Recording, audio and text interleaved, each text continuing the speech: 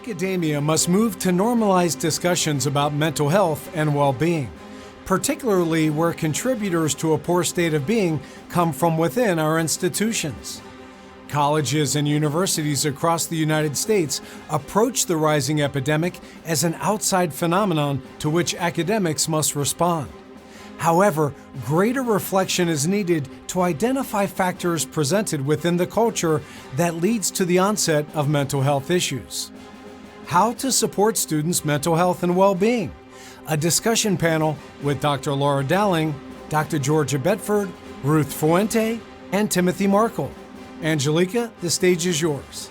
Ladies and gentlemen, I'm very honored to welcome you to the very first World Higher Education Ranking Summit that brings together the world's brightest minds in higher education. And today's topic is super crucial because the mental health is foundation of everything. And today's topic is how can universities support students' mental health? Before you know, it's a very exciting 45 minutes panel. And what we would love you to do is to ask questions in the chat box, and we'll make sure that the panelists will be able to answer those questions. This is the very first WERS conference, and it's going to be a very exciting panel that will contribute to changes in the system of education. So let me first of all introduce our honorary panelists.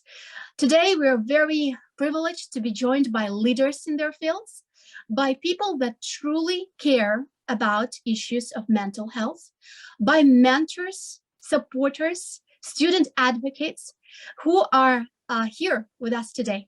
And let me first introduce you to Dr. Laura Dowling. She has 20 years of healthcare experience in healthcare administration and 15 years of experience as professor in higher education with expertise in neuroscience, neuroscience of motivation, emotion, and leadership. Dr. Laura is also executive director of Northeast Digital Learning Association. And if you have any questions to Dr. Laura while she's speaking and you would like to touch base with her after the conference, please do not hesitate to write in the chat box. Welcome, Dr. Laura. Then I would like to introduce you to Professor Ruth Fuente Arago that joins us from Spain today. Professor of Leadership, Entrepreneurship, Project Management, Organizational Behavior, and Marketing Research at different business schools such as Tecnológica de Monterrey, Normandia Business School, United International Business School, and others from Mexico, Spain, France, and Mongolia. She's teaching at bachelor's, master's, MBA, and executive education. Hola, Professor Fuente. Hello, everyone. I'm very honored to welcome our next panelist is Dr. Georgia Bedford. She is visiting lecturer at the University of Pittsburgh with years of teaching experience for top ranking universities throughout Pittsburgh area. Her professional repertoire includes providing instruction in civil discourse, media literacy, intercultural communication, interpersonal communication, public speaking, to name many others.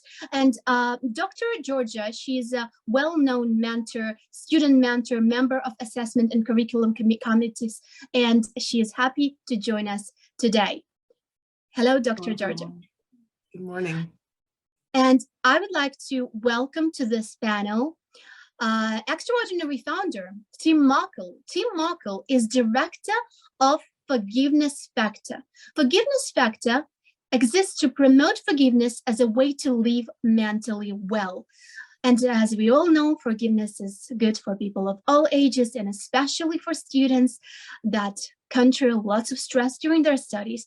And I would love to learn more about Forgiveness Factor and how this organization helps youth around the world to counter their anxiety and depression, and through a very interesting methodology, simple forgiveness. Welcome, team. Thank you. Nice to be here.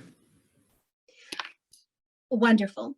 And I would like to give a word to Dr. Laura that has some insights and would like to point why this topic is crucial and what is going on with the world and world situation within the area of mental health. Thank you, Angelica. The statistics on mental health are staggering. There's a ripple effect with mental health issues. If we look at the big picture, facts and figures regarding people that get treatment, as currently reported by the National Alliance on Mental Illness in the United States. Remember, this does not include unreported issues. 51% of youth ages 6 to 17 have a mental health condition. 45% of adults are diagnosed with a mental illness, 66% with a serious mental illness. The average delay between symptom onset and treatment is a staggering 11 years. 21% of homeless people have a serious mental illness. 37% of incarcerated people have a mental illness. 70% of youth in juvenile justice system have at least one mental health condition. 1 in 8 ER visits is related to mental health and substance abuse disorder. Worldwide depression, this is global, is the leading cause of disability. Depression and anxiety disorders cost the global economy $1 trillion a year in lost productivity. If we zero in on college stats, many students come to us in higher ed with mental issues with little indication that there is an issue. Pre-pandemic statistics for mental health in the college atmosphere are as follows.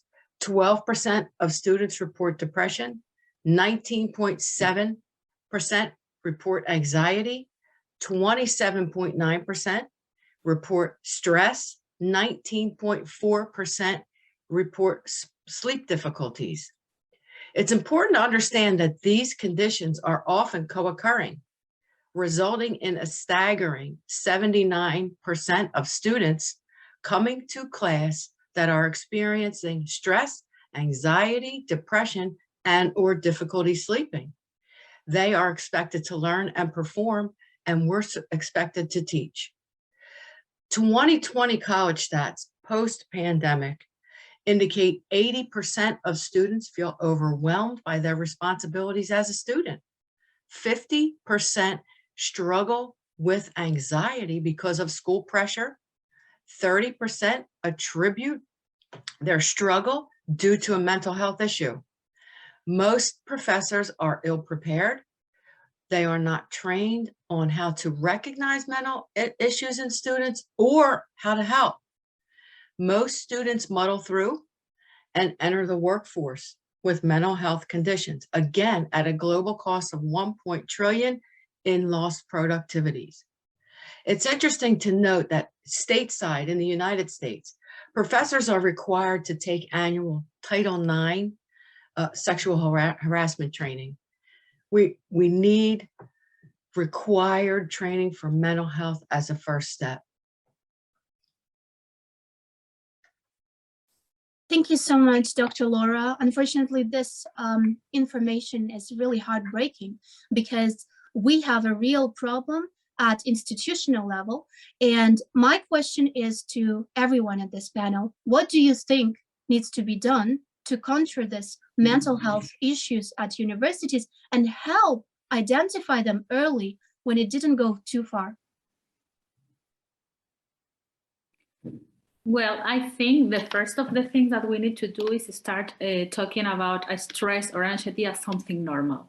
It's not normal to live under these feelings. We need to understand that, and our students need to understand that it's not normal to live all day long with stress, with anxiety. It's normal if you have a little bit of stress because you are going to present an exam or you're going to present a project, but not all day long. Okay, so that's the first things I think we need to understand. We all need to understand. And for the teachers, not all of us have the skills or have the knowledge about how to identify or how to manage these feelings of our students. One thing I usually do, or I always do when I start a course, is to get to know my students. And one of the questions I always ask is, how you feel today? And that question is really strange for them. You see the faces of the students and it's like, you are asking me that?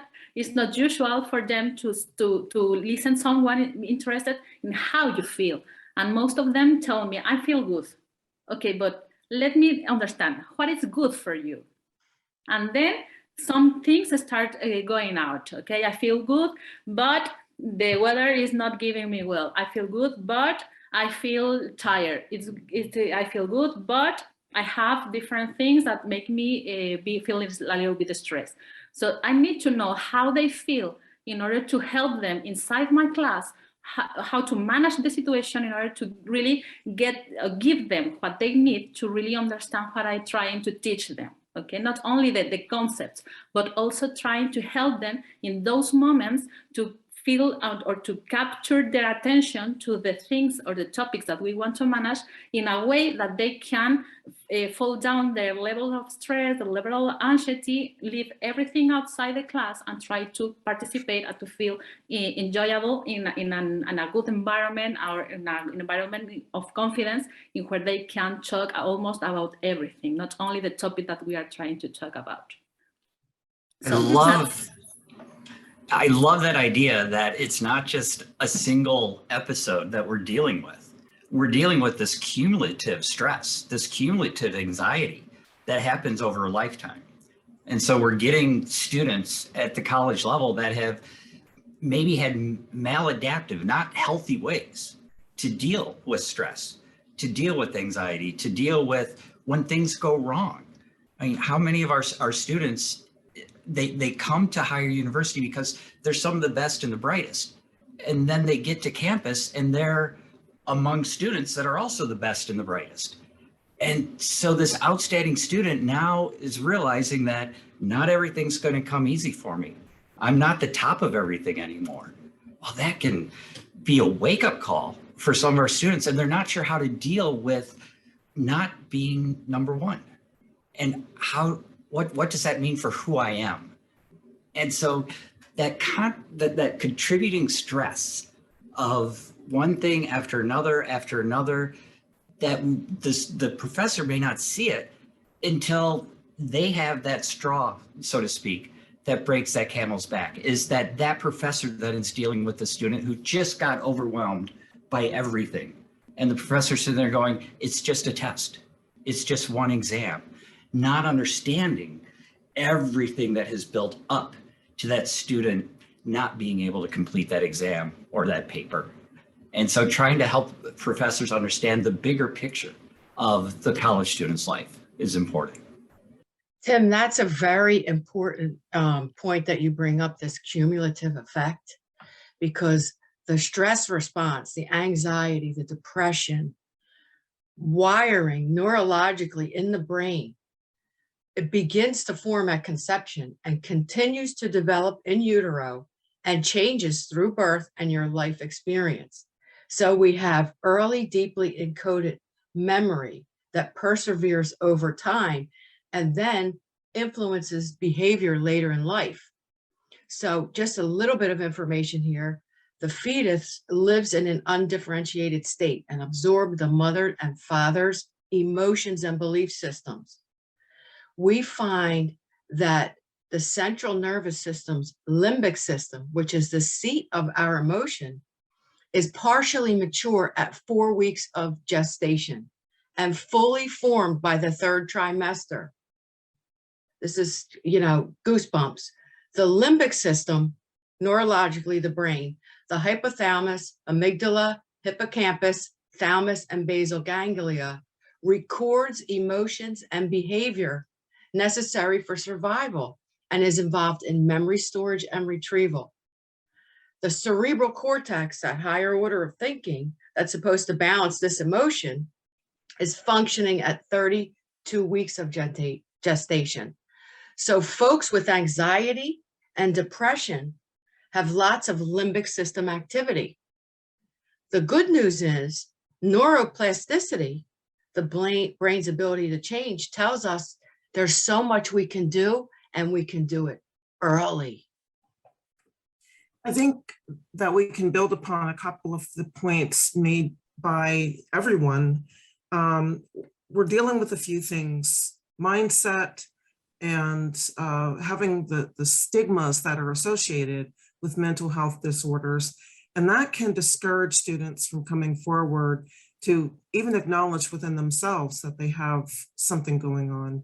And, you know, they're much less likely to approach a professor who might perceive them as not hardworking or, you know, just wanting to be an exception. And I've had students approach me and tell me that, you know, this professor would not work with them. We have a lot of autonomy as professors, and we have rules, which is the second factor, that guide us in terms of when we have a student that has a declared disability, which means they have come forward and they have acknowledged that they have a need for supportive services. But then we also have those who are afraid to come forward or who have been stigmatized through the K through 12 or the secondary system specifically, and they're less likely to declare at the higher education level because they have been through many experiences at those lower levels that have identified them or, you know, marginalized them for having a mental health disorder. And so if we can tackle the mindset, both in the student and within higher education, and that crosses a lot of roles aside from professors, you know, that's a starting point, because we have to give students license to normalize the discussion about it. It is not normal, as Ruth has said, for them to experience this all day long, but we have not normalized the conversation about, is this something that we're experiencing in mass versus feeling isolated and strange or different because you're experiencing something like this. And I think the other point that Dr. Laura has mentioned has to do with building upon these learning experiences. We are, you know, building traumas into the lives of students through the high test, you know, standardized testing environment where they are required to be perfect in every subject. And that is what is not normal. We all have gifts and abilities. We all have talents and affinities. And, you know, for students to be expected to perform at the same level across all subject areas, first of all, it doesn't help them identify where their talents are. But secondly, that does begin to build in a certain trauma every time they're forced to do something that they're not good at and come to that realization that I'm expected to be best and I'm not best. And then they go to higher education where it's even more competitive. So I think we have a lot of areas where training is important, but we also societally need to recognize that these are discussions that we need to be having, not just in terms of students, but our perceptions that we are passing on these kind of projected identities onto people that have mental health illnesses as being strange or abnormal, or, you know, having something wrong with you, especially if you do seek support. Thank you Bertha, so much. oh, I'm sorry, that's really an important point. And I just want to share a recent experience I had with a student last semester who came to class. She was good sometimes. I noticed that she was sleeping a lot. She started to not do well. And I asked her, you know, hey, Andrea, tell me what's going on so I can help you. This isn't it's public speaking class, not hard. So she described a lot of what was going on in her personal life, and she was stressed and she had a lot of anxiety. And I asked her, why aren't you going for accommodations, for support? And her answer to me was, I don't want to use it as a crutch. And I said, Andrea, if you had a broken ankle, would you use crutches? And she said, of course I would use crutches. And I could see the light bulb go on. So they're afraid to ask for help. It's so sad because of a lot of what George is saying here. The stigmatism is still prevalent, but if you look at the statistics, there's more folks that are not normal that are normal. So it kind of doesn't make sense. I agree But with yeah. that. And I also believe that, you know, we need to really begin to examine our language, you know, normal versus not normal, and begin approaching this as not just an epidemic, but a part of the human condition. Because we're living in a society where we have all of these pressures, and we're in an individualistic culture here where we're taught, you know, you stand on your own, you take responsibility, you know, be the best and the brightest, and you seek at every turn to overcome any challenge. And sometimes that's just not possible. We kind of jokingly refer to mental health days professionally when we need a day off to kind of cope with everything that's going on. And more, this is a part of who we are as human beings. So I think that that is an important part of this, you know, looking at the language that we're using and referring to mental health. Thank you Good so much. point. These are brilliant points, and it's so important to normalize this and counter the stigma that currently exists in academia, in the society, everywhere. And as we see, the situation is getting worse day by day if we do not counter this. And I have another question. Terms well-being and mental health are quite unclear. And would you agree that universities right now around the world, not only in the US or in Spain, they differ in terms of the service models without any systematic evaluation, and that coordinated, there is no collaborative data that is gathered to see and to actually measure the effectiveness of current practices to support mental health of students? Or maybe I'm wrong and there is certain progress in this and universities work together. What do you think should be done to improve the situation? I'll jump in here, Angelica, because you're 100% right. There's very little in the way of data, okay? However, there is opportunity. We are not leveraging technology and data analytics to get a handle on this. So there are several apps available for mental health and stress, okay? We all have them on our cell phones. We need to roll that into mental health. We should be able to, through an app, be able to understand the state of our students quickly.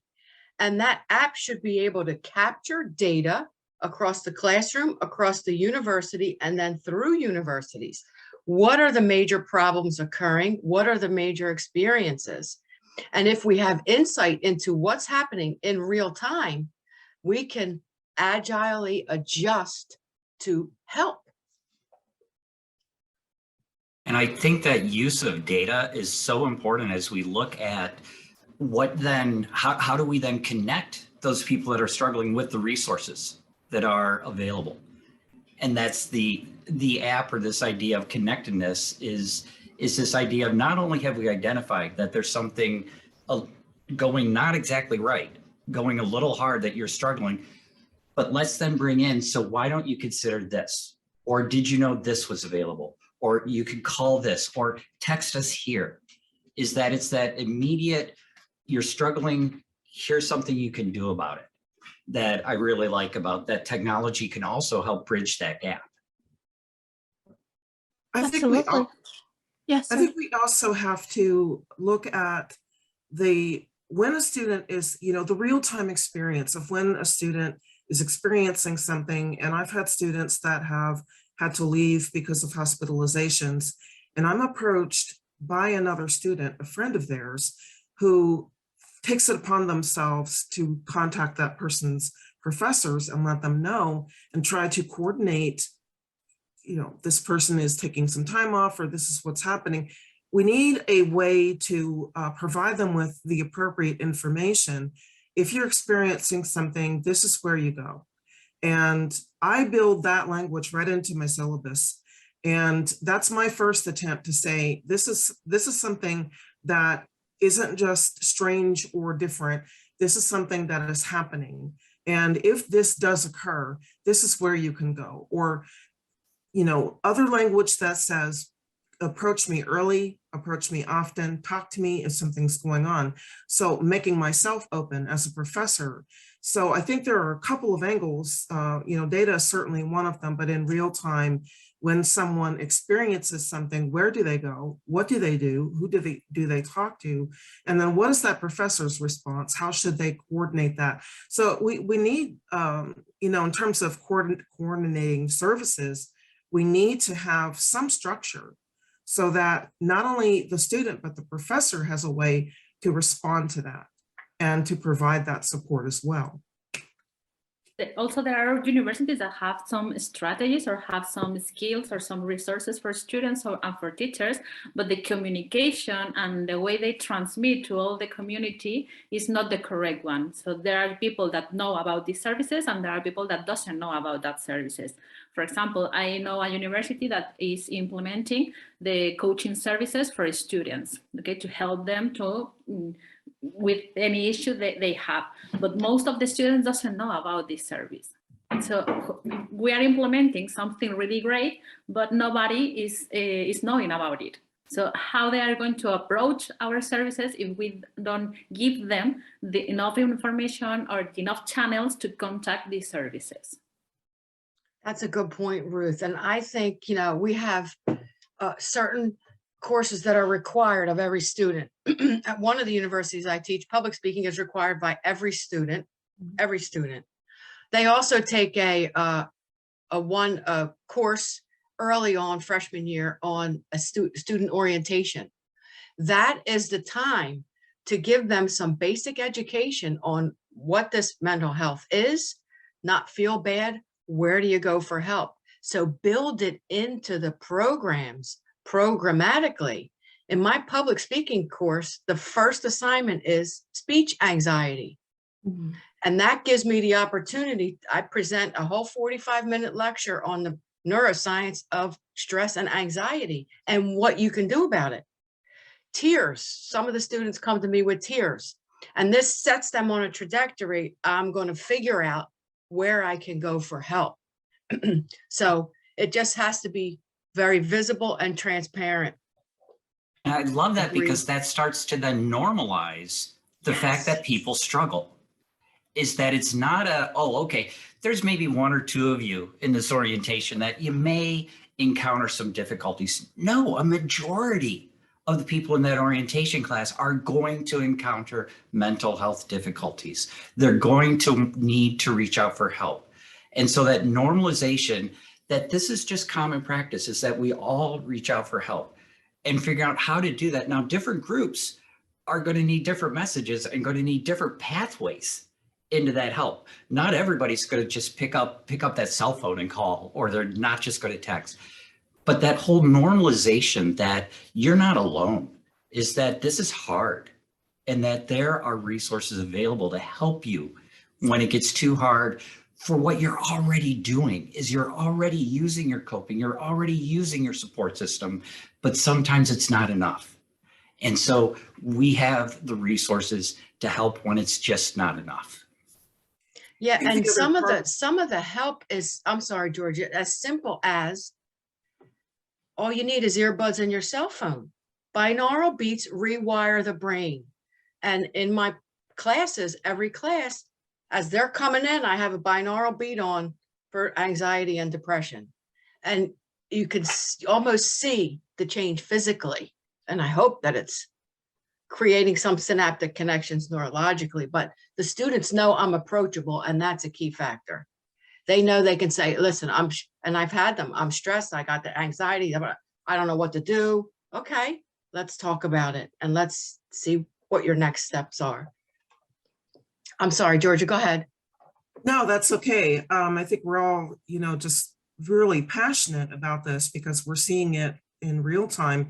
And the other part of this is, I mentioned before that professors have a lot of autonomy, but they don't always know how to deal with a situation that is emerging. So when a student is starting to miss class, so Part of it is the training, which we mentioned, and learning how to identify these things. But when a student actually comes forward and says, you know, I've been struggling, I'm overwhelmed, I have a lot of other classes, and I'm falling behind in my assignments, and, you know, I'm wondering if I can have extra time. Or can I, you know, is there anything that we can do because I've missed so many assignments? So we have to think about, how do we deal with this when we have a student who is struggling, they have fallen behind, we have advanced in the semester, and we have to ask ourselves, how do we approach this? Do we force them to now go back and complete everything that they've missed?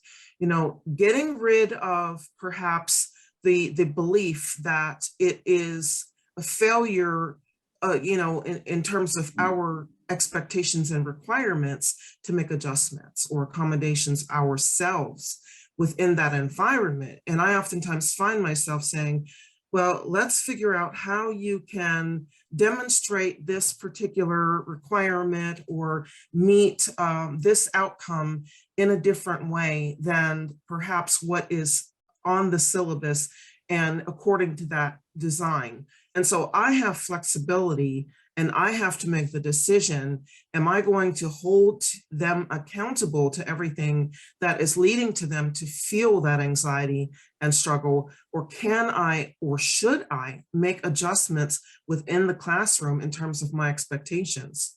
So, you know, meeting obligations and responsibilities is as a factor in, you know, the onset of anxiety or the worsening of an existing condition. What can we do, or what should we do in responding to that? This is excellent point. Sorry, just one thing that I wanted to mention here.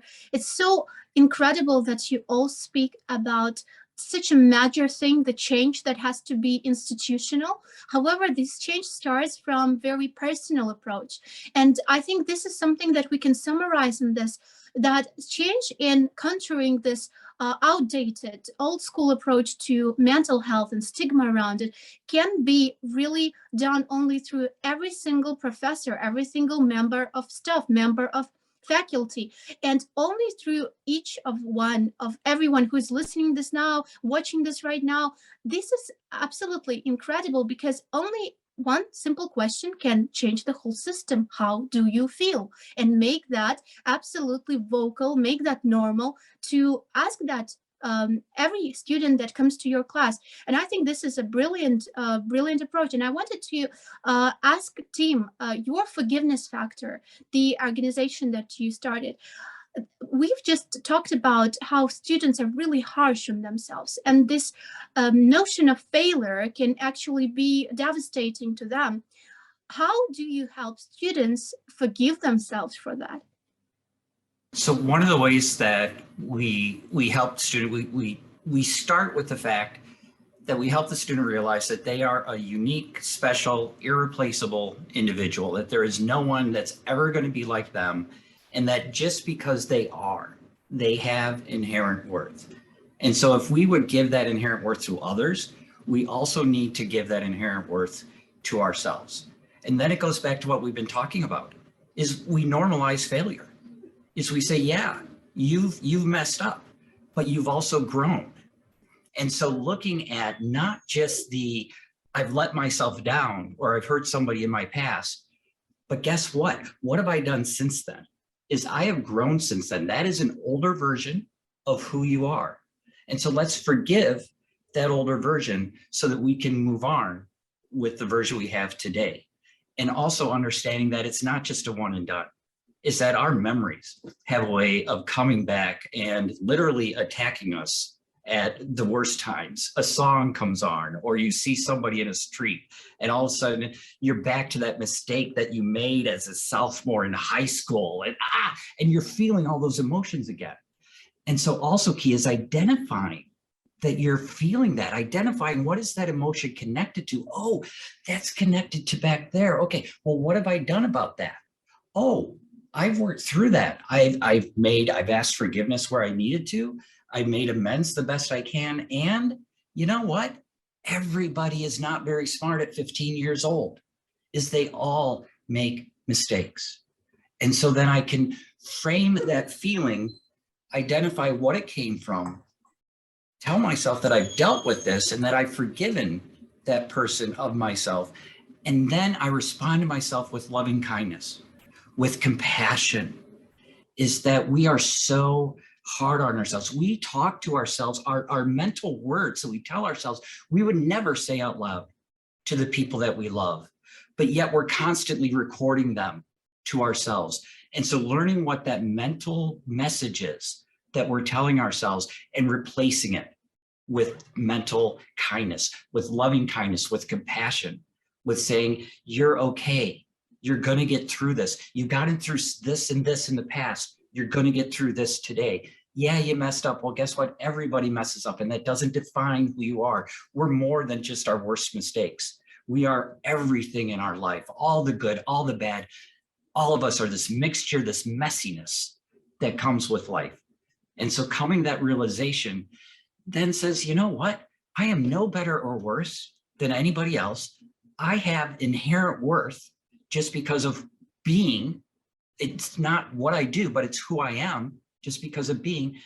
And then let's move forward with this consciousness, with this awareness that I can do this, that I can conquer whatever comes in front of me. So that's what we help students realize. Thank you so much. That's such an important point, because we do as a society place a lot of emphasis on competition and comparing ourselves to others. And students get into this mindset that, you know, I'm not doing as well as this body of students or this person.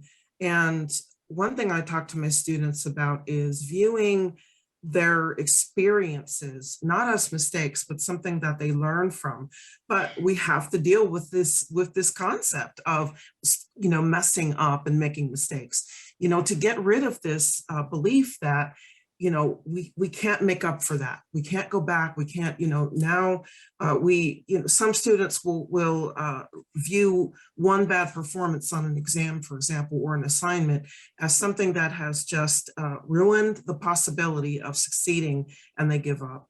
So we have to find ways to look at our own expectations of them and help them to you know, reconceptualize what it means to go through this process, because you're very young, and as you said, you know, something might come up, a previous trauma, and traumas tend to build upon each other.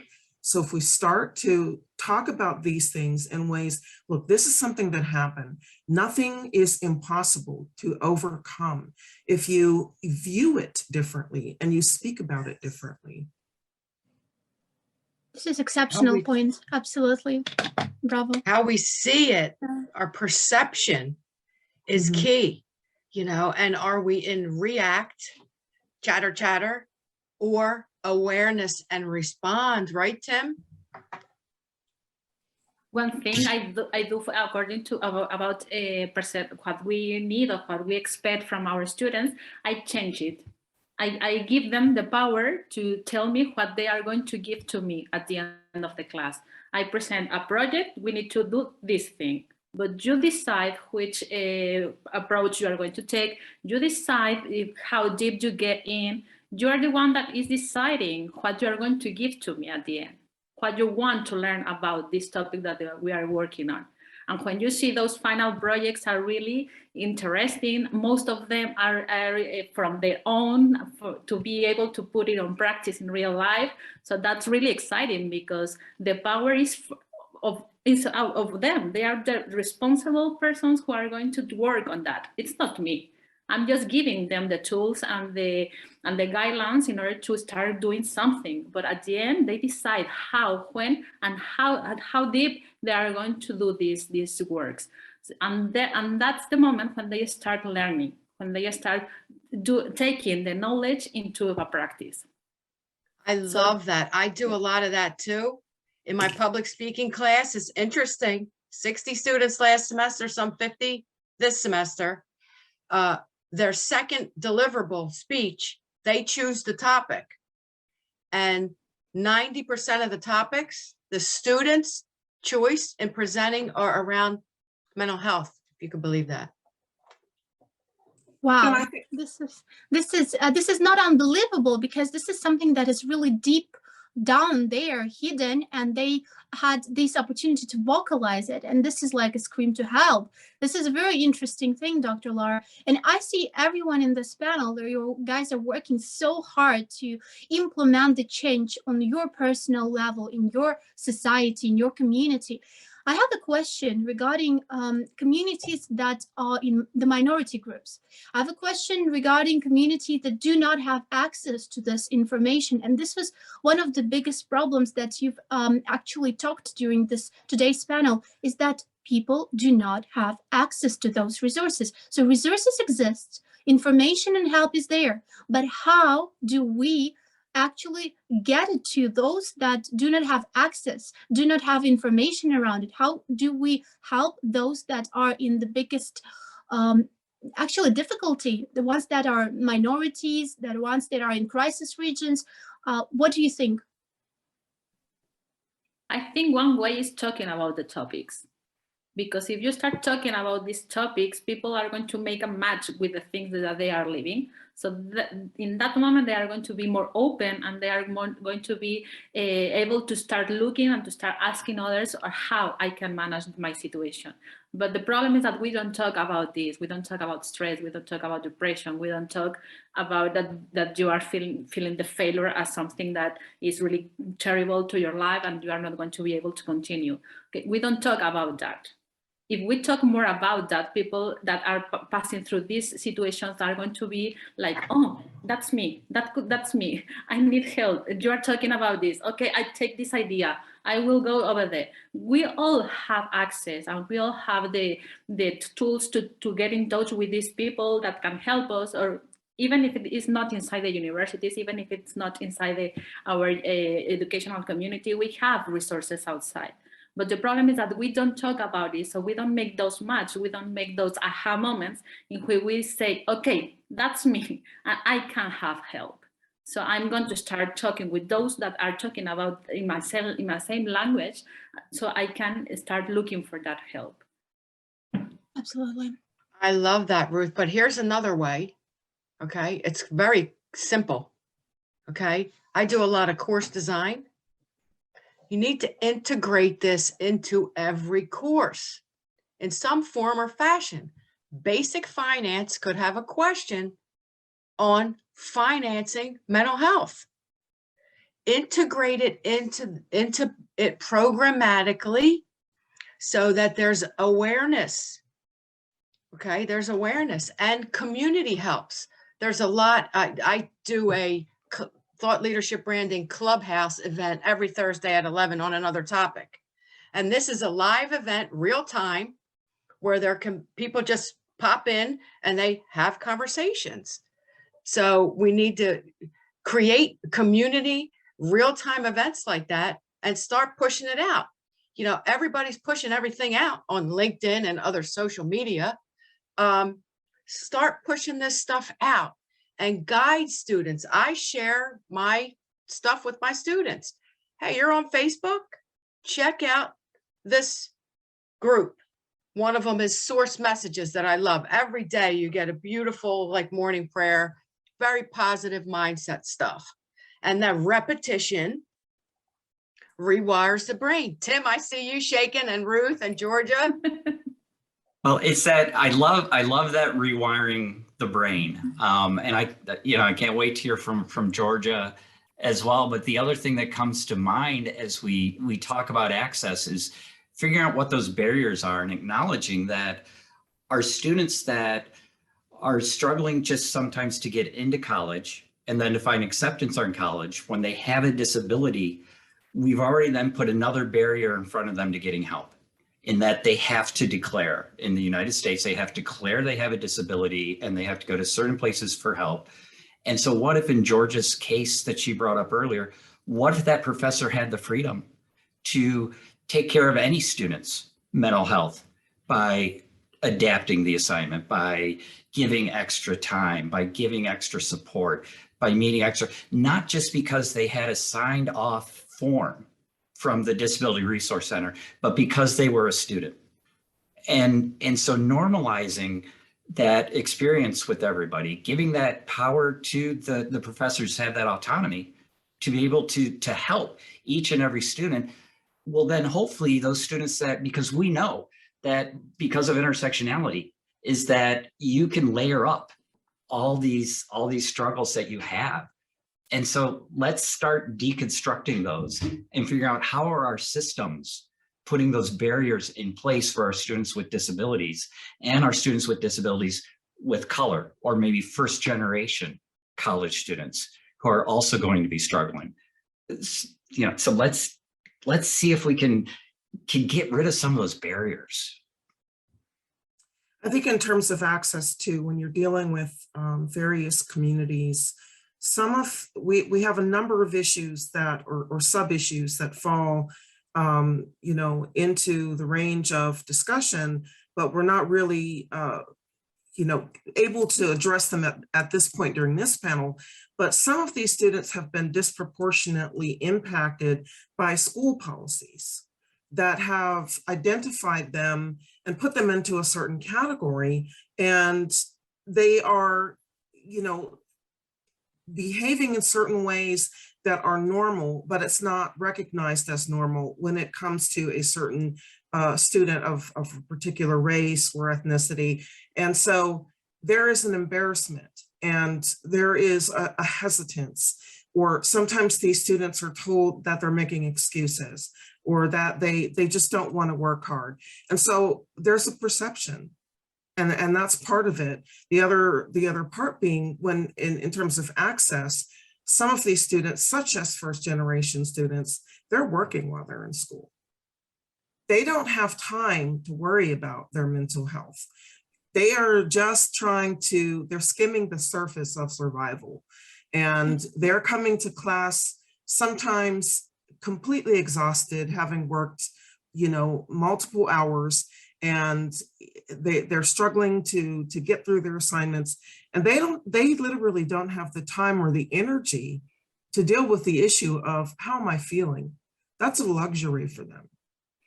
So This is a brilliant point. Yeah. Yeah, I think there are so many offshoots, and I think if we could compile some of the associated issues, because I think issues of access as it pertains intersectionally with things such as race and ethnicity and disability, those are offshoots, those are additional subjects that I think need to be expanded upon a little further. Absolutely. And just as we have only 5 minutes left, because the time just went so quickly, it was such an exciting and thought-provoking, raw and very honest discussion today. My last question to everyone, and please try to make it up to 1 minute, is what do you think, why do you think current ranking system, they do not have the mental health ranking at their universities, at the universities present at the ranking systems as essential to actually measure the success of the university?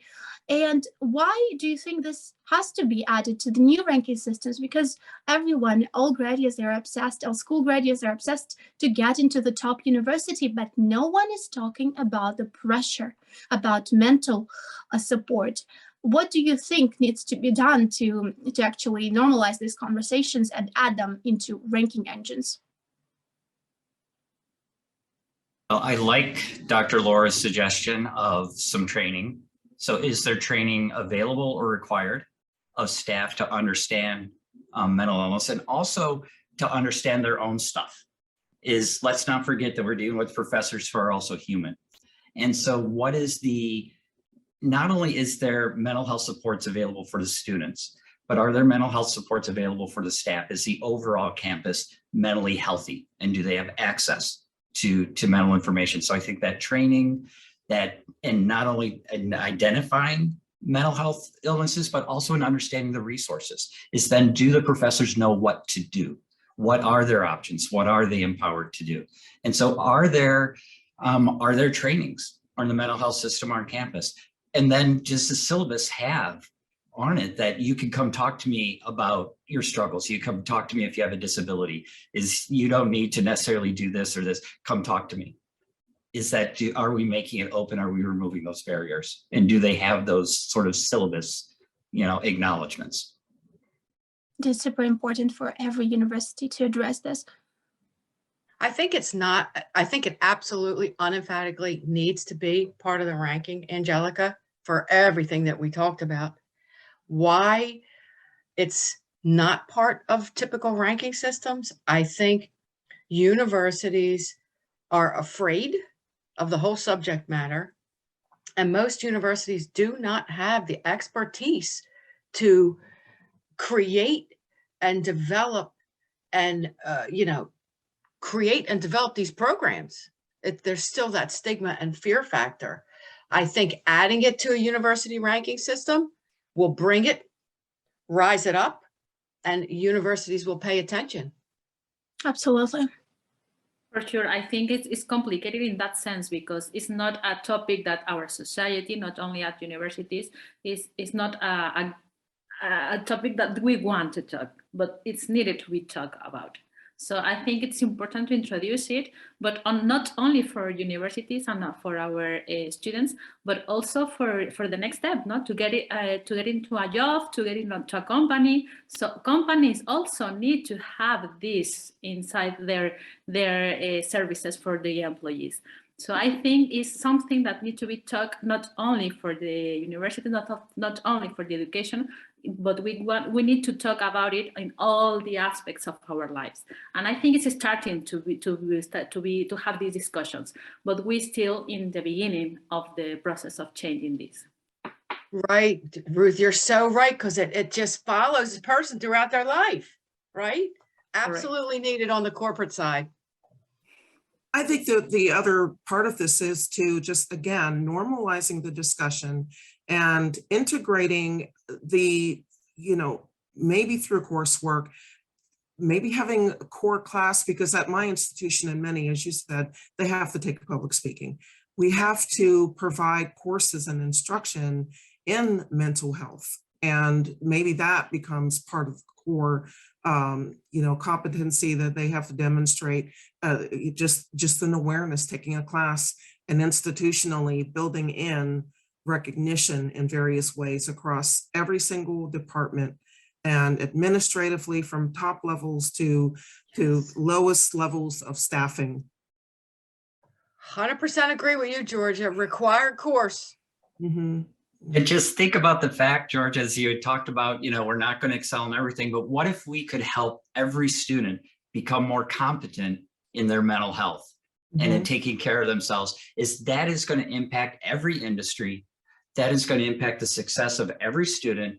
And that's going to have this cascading effect then of affecting their families, affecting their coworkers.